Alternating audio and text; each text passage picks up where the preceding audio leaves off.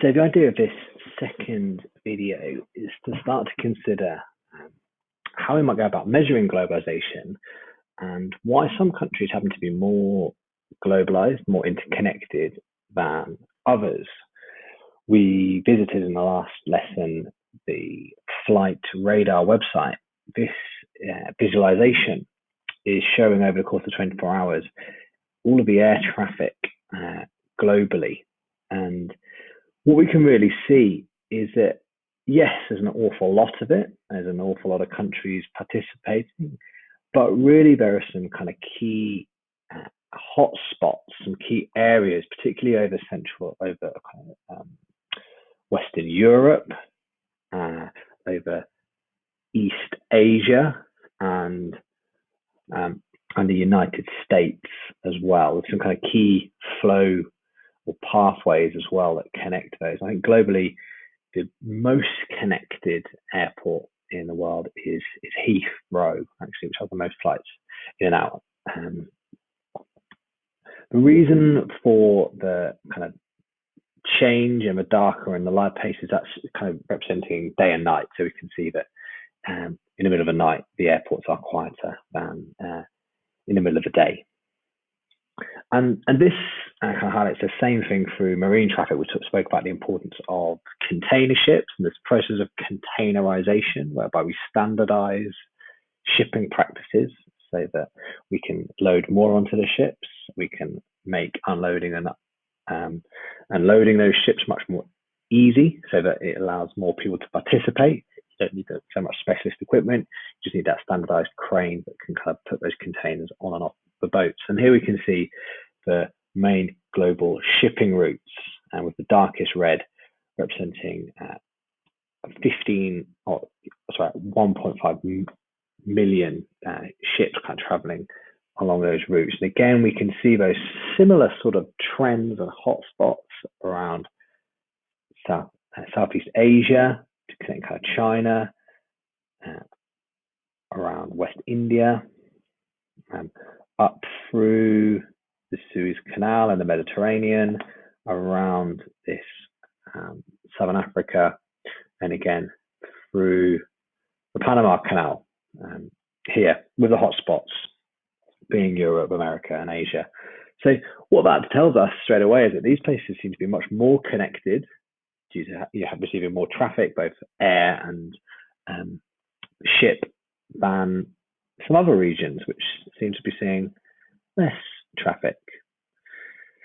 And again, even in the lockdown, we can see that these places are still really connected, and, because we are still reliant, we're still dependent on the international community, the international trade for products, things which we can't get necessarily ourselves, or we rely on other countries for. Now, we're going to be exploring kind of two key concepts today: this idea of switched on countries, those with a real high degree of connectivity, and switched off countries, those which have a low degree of connectivity. I mean, they're connected to few and they have less of a dependence on the global economy, and they participate less as well. Now, there's lots of benefits of being integrated into the global economy and the global community. You can get more investment, which can benefit your economic development, your social development. You can experience higher standards of living. And historically, there's been lots of negatives of being less globalized. You don't get to benefit. You have a lower standard of living. You may be trapped in a cycle of poverty. And we get this idea of this kind of two-speed world historically. However, what this global pandemic has kind of highlighted is that some of those countries which are considered the most switched on, which have this highest degree of global connectivity, are the ones suffering the most. Those European, North American, Asian countries where they really are participating to a high extent and are really integrated into the global community, are those which are seeing the greatest impact of COVID-19. So maybe that kind of puts this age-old concept of globalization being a real force for good and being a real something you want to score highly on, just kind of putting a bit of a check on that. So when it comes to measuring global connectivity, there are two kind of key indexes, which I'm sure you'll learn about in your A-level geography, or that we can consider, the COF index and the Kearney index. And really, they're really quite similar in what they do. You can look at the slight nuances through clicking on either of those links or the additional reading provided on the website. But both of these look to measure the degree of social connectivity. So how well people in a community are connected. That could be through internet connections. That could be through participation in social media. It could be through freedom of the press as well. They look at economic connectivity, so that could be the value of imports and exports. That could be through the amount of inward investment or outward investment, the number of TNCs registered in a country. They would all measure the economic connectivity or integration. We also look at political connectivity, so how well, how many organizations these countries are members of, maybe what role they play in those organizations. So these are both ways that we can try to quantify, to put a number on how globally connected countries are. The slight difference there you can see is the Kearney Index looks at measuring travel and tourism and takes that into its kind of composite indicator. And here are some of the lists for 2018. So we can see there on the Kearney Index, which is an American organization, the United States comes out as the most globalized, with Canada, Germany, UK, and China following behind. Whereas the COF Index, which is a Swiss organization, puts Switzerland at the top. You can see that there might be a slight bias here, with the Netherlands, Belgium, Sweden, and UK coming behind that. So we can really see there is some, even though these measure sort of similar things, there is a discrepancy. But clearly, all of these countries shown on this page are very globally interconnected and integrated. We'd also consider them all, possibly with the exception of China, as one of the most developed countries in the world, whilst China does have some really hugely developed parts of it because of its kind of inequality and its size, its periphery. It means that it's often considered as an emerging country rather than a fully developed or a country which is a kind of final stage of its development according to things like Rostow's model. One of the interesting things about the Kearney Index is it also looks to measure the connectivity, the globalization of different cities and regions. So that's, again, quite important, especially when we're considering countries like China, countries like India, but also in the United States, America, and in the UK, where there is huge regional disparity, big differences between core and periphery regions of that country.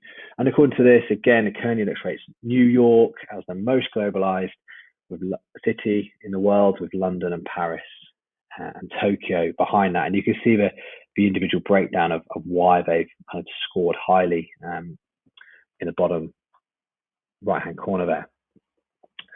So these are kind of how they go about trying to measure globalization as a PDF, if you're interested to find out a little bit more about that.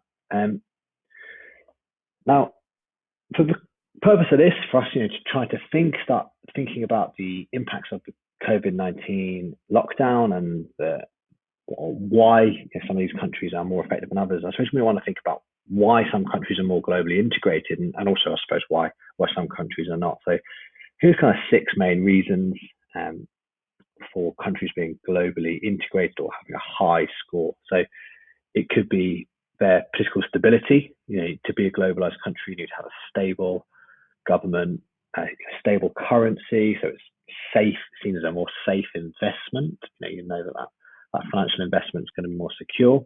You want to have a lack of kind of conflict. So some of the least globalized countries are those where there's civil war, things like Syria, because they're seen as less safe to invest. Less people want to travel there, etc.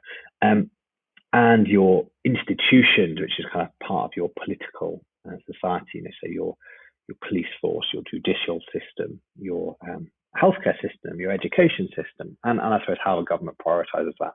Now, lots of that breaks down to this concept of ideology, which is quite important for A-level geography. Different political ideologies. It could be that generally we see democracies being more globalized because the people in those countries seem to having more freedom or more civil rights, which therefore allows them to participate and to strive to make their own kind of destinies and to influence the government more, to engage in global society. But it's also to do with this idea of kind of capitalism as a concept of ideology as well. You know, we tend to find the countries that are most globalized are the democratic capitalist societies generally. And again, that's a really interesting area. And if you're thinking about the impacts of globalization, is a democracy the best way to govern where we're seeing pandemics involved? Although, again, more on that later. Historic connectivity also plays a part in how globally connected you are. We spoke about historic connections with the British Empire, so that allows us to be more connected. But lots of other countries, France, America, Spain, Portugal, had their own empires. The economic structure of a country plays a part. So if a country has lots of IT, quaternary services, things like insurance, media, legal, businesses, these tend to be services that are easily exported globally. So the UK, a place like Canary Wharf in London, a real hub, also a real big kind of financial hub as well, with New York, London, and Hong Kong being these kind of financial hubs that mean they're more globally connected because you've got flows of finance passing through them. Somewhere that was potentially more subsistence farming is going to have much less global connectivity. Slight caveat to that is that because of the way the global economy works, we do need to be importing primary goods, food, and natural resources, and also secondary manufactured goods as well. So it's not saying that those countries with primary and secondary industries are not globalized. Places like China and India are very globalized due to exporting these products, and often the really small countries can be very highly globalized because they need to import lots and lots of these raw materials and products, things they can't produce themselves. So the UK need to import lots of food.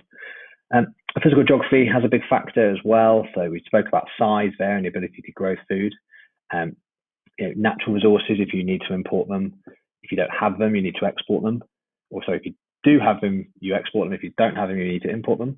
Climate vulnerability could play a part if you've got natural disaster, meteorological hazards, so flooding, hurricanes that could impact on your score, or drought would be another big factor. Topography, so countries like Afghanistan or Nepal, but very mountainous, it's harder to travel around, therefore harder to be globally connected. And your location, so places that are on the coast tend to be much more globalized, it's easier to trade, but also places that are like at choke points on the world map. So we think about places like Panama and Egypt, where lots and lots of trade has to travel through those choke points, tend to be much more globalized. Language also plays a part, and the development's, I guess, a final factor that generally we see the more developed countries, we're talking about socioeconomic development here, the more educated, the richer countries are able to participate more, partly because they have more power, but also because they have more kind of an allure, more there for investment. So hopefully that's given you a bit of an introduction to the drivers of globalization, as well as how we go about measuring that. There's additional links for you to explore if you're at all interested. Now I'd like to have a go at the quiz, kind of learning check, see how much of this you've taken on before moving on to have your introduction to pandemics. Thanks very much for listening.